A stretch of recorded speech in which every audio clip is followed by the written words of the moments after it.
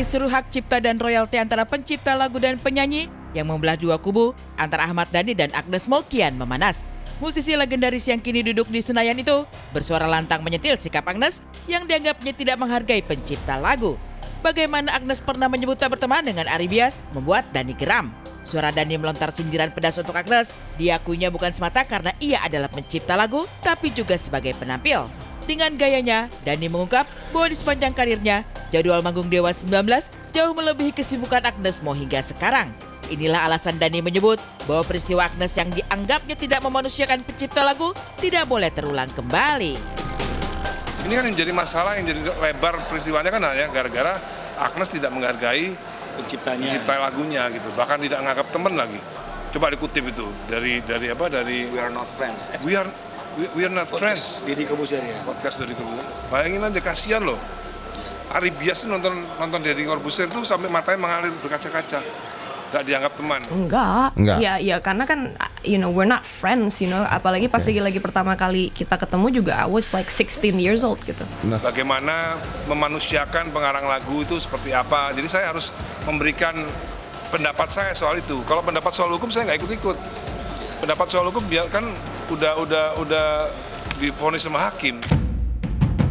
Tak ikut campur perkara hukum yang telah divonis pengadilan antara Ari Bias versus Agnes, Ahmad Dhani juga menyoroti bagaimana sang penyanyi malah sibuk hadir ke podcast, juga tampil di sejumlah panggung ketimbang menyelesaikan benang kusut persoalan. Terlebih ketika kasus hukum masih bergulir panas. Bukan hanya karena upaya kasasi yang diajukan pihak Agnes, tapi juga karena sang penyanyi digadang-gadang akan segera dipanggil oleh Barreskrim terkait laporan Ari Bias ke Barreskrim Polri pada Juni 2024 lalu. Kita kan sebelum mengajukan gugatan kan yang pertama kali kita lakukan adalah kan laporan kepolisian, ya. Jadi memang sudah seharusnya dan sepantasnya penyidik menindaklanjuti proses hukumnya, dan karena Agnes sudah ada di Indonesia, ya jangan hanya bertemu dengan fans dan podcast, ya datang juga lah ke Barreskrim untuk memenuhi kewajibannya sebagai warga negara Indonesia yang baik. Benang kusut di ranah hukum belum terurai sepenuhnya. Perang sindir antara pihak Ahmad Dhani dan pihak yang berada di sisi pencipta kian kusut ketika muncul pula video lawas pentolan band Dewa 19 tersebut tentang siapa yang berkewajiban membayar royalti pertunjukan. Dalam video tersebut, Dhani secara jelas pernah menyebut bahwa yang seharusnya membayar royalti kepada pencipta dalam setiap pertunjukan bukanlah penyanyi, melainkan I.O. Lantas, bagaimana sebenarnya duduk perkara izin dan pembayaran royalti dalam setiap pertunjukan? Apakah penyanyi atau penyelenggara yang harus mengurusnya? Ini nyanyi lagu ini, biasanya nyanyi lagu ini gitu. Kalau itu kan moral ya, itu moral aja gitu. Yang dilanggar bukan hukum tapi moral. Nah, tapi kalau sekarang ini penyanyinya tidak melanggar hukum penyanyinya. Karena yang harus bayar itu bukan penyanyi. Yang harus bayar itu adalah I.O. Jangan salah di sini. Yang wajib bayar itu I.O.-nya gitu. Gak jelas. Siapa yang bisa menjelaskan? Gak ada penjelasannya. Boleh saya jawab? Boleh. Ya. Jadi memang kan selama ini ada dualisme pemahaman bahwa pengguna dalam konser itu ada yang menyatakan bahwa I.O. yang harus bayar, ya kan? Ada ideologi lain yang menyatakan bahwa yang harus bayar itu adalah penyanyi. Tentang siapa yang harus mengurus perizinan dan membayarkan royalti masih menyisakan perdebatan sengit antara kedua belah pihak. Terlebih, selain aksi sebagai perkumpulan para komposer, muncul pula visi Vibrasi Suara Indonesia sebagai wadah bagi para penyanyi menyuarakan pendapat mereka. Bersama kedatangan Agnes Mo, juga sejumlah penyanyi seperti Arman Maulana, Ariel, hingga Bunga Citra Lestari ke Kementerian Hukum beberapa waktu lalu. Adakah ini menjadi tandingan bagi aksi? Seperti apa respon Melahok Dhani menyikapi kemunculan visi?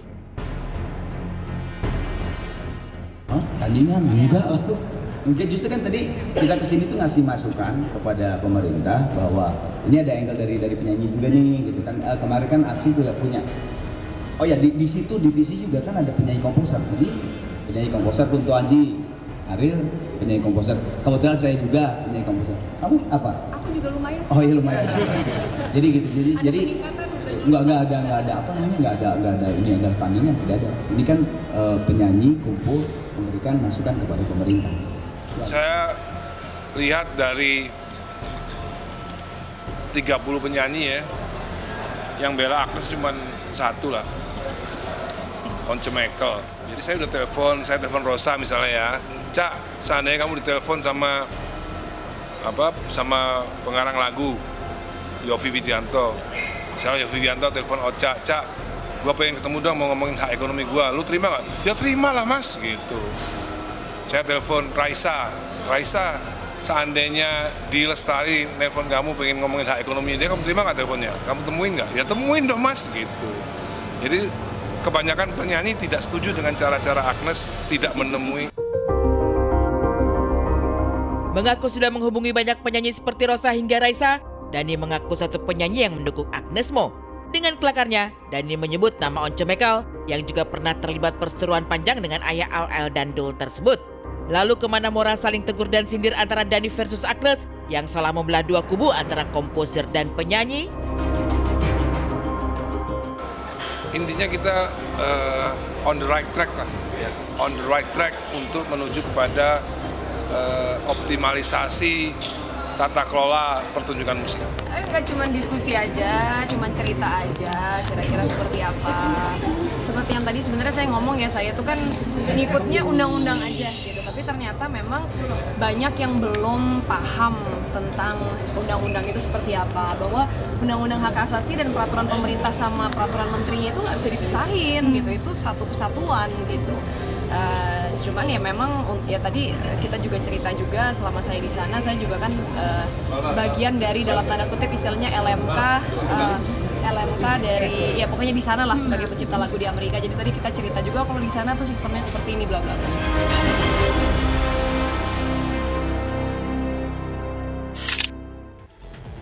Sebagai mantan penyanyi di sini ya, saya juga agak bingung gitu ya dengan segala peraturan. Siapa?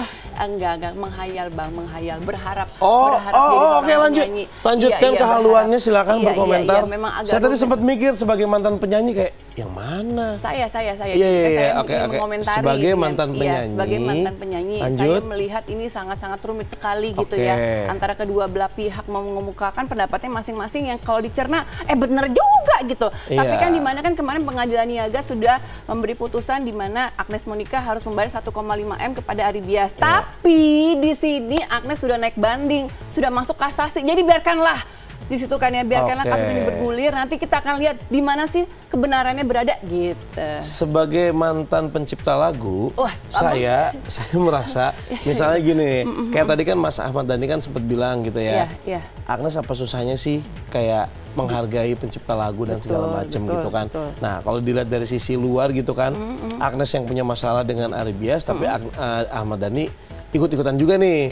Ada juga yang kayak, ya ngapain ikut-ikutan gitu kan. Ada yang bilang juga, Agnes Mo kenapa nggak langsung aja nih ke Ari Biasnya gitu ya. Gitu. Ini malah klarifikasi di podcast. Ada juga nih netizen yang ngomong, Mas Ahmad Dhani punya nomor Agnes Mo, kenapa nggak telepon aja ngasih tahu si Agnes? Tapi katanya udah telepon, cuman nggak diangkat-angkat. Mungkin kan handphonenya banyak ya, ada 3 di situ. Dan juga pekerjaan Agnes Mo ini kan juga sangat padat sekali gitu ya. Padahal kan dulu mereka pernah ada kolaborasi ya gitu. Ya sudah, mudah-mudahan ini tidak berbuntut panjang, karena mudah-mudahan dengan adanya kasus ini juga bisa menjadikan yang namanya peraturan yang jadi abu-abu jadi jelas. Jadi ada pembelajaran lagi buat kita semua di sini ya.